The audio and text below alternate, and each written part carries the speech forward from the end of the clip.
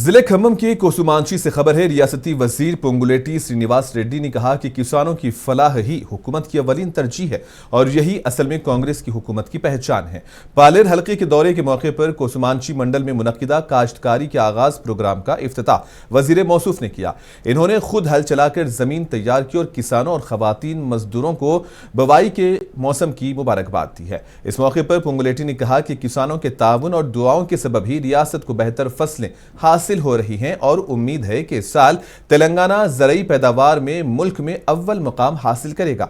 इन्होंने मजीद कहा कि साबिक हुकूमतों ने सिर्फ जाती मफाद के लिए प्रोजेक्ट्स शुरू करके उन्हें अधूरा छोड़ दिया, लेकिन मौजूदा हुकूमत इन प्रोजेक्ट्स को मुकम्मल करके किसानों को आबपाशी का पानी फराहम कर रही है। ఒకసారి 12,000 చొప్పున ఇచ్చాం।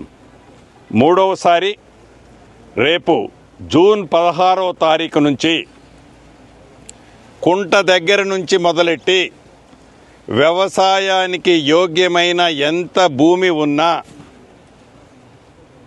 12,000 రూపాయల స్కీములో భాగంగా మొదటి పంటకి రేపటి నుంచి మొదలెట్టి వారం రోజుల లోపే రైతన్నలకి రాష్ట్రంలో ఉన్న రైతన్నలకి అందరికీ పెట్టుబడి కోసం